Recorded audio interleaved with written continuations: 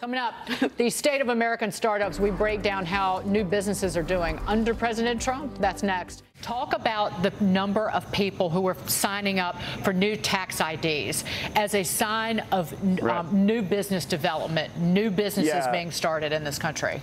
It's skyrocketing. You know, if you're going to start a business, you need a tax ID, and the tax ID applications are going up at a rate that I've never seen. Not only are they going up at a much faster rate than they were when President Trump took office, but they're accelerating. They're really going to the moon right now, and that's a sign that we've once again created a vibrant economy where businesses want to get going and operate it, and it's exactly what President Trump promised he would do. President Trump's critics claiming that the recent trade disputes with China are hurting businesses. But our next guest says that under the president, startups are booming. Here now is e-signature guarantee founder Seth Farbman. Seth, you're known as a serial startup guy. So what is it like doing business now in this economy, this economic I think we're in a tremendous opportunity for anybody that has an idea to launch a company right now.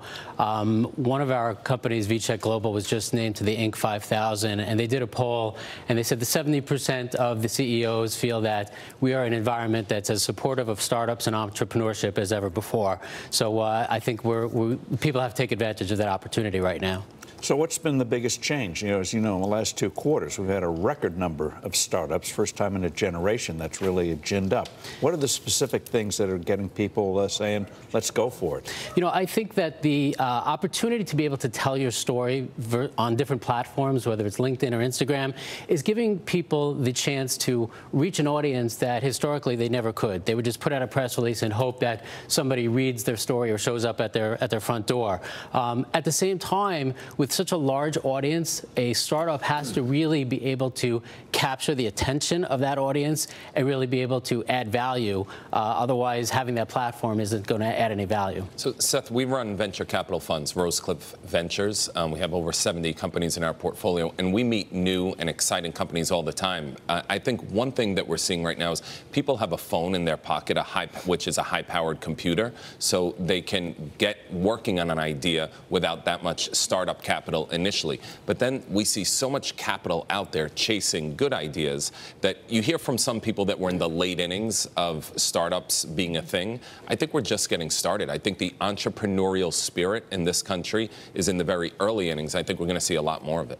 I agree. And anything that can take technology and bring it to its vertical is going to have a chance at success. For example, on e-signature, we've taken the compliance and the regulatory world of stock transfer, and we've added the ability to verify somebody's identity online to be able to provide them with this medallion stamp, which is essentially like a notary on steroids.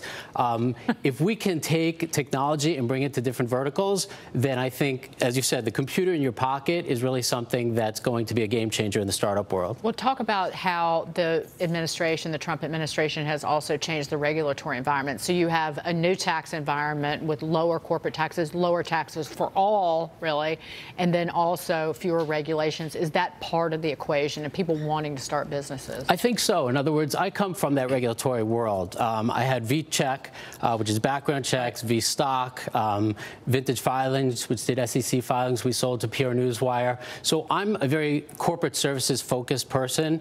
And if you can take regulation and make it easier, you know, not every great idea out there makes money. That's something that all these potential startups have to understand. But at the same token, if you can take technology and combine it with regulation to be able to really take away a pain point, that's, I think, the secret to success. Not just to say, like, oh, I have a great idea and it would be nice if, but rather that if you've got like a migraine level problem and you're solving that problem, those are the ideas that I find, and I don't know if you find that into the private equity world, those are the best types of companies. Yep, agree, totally.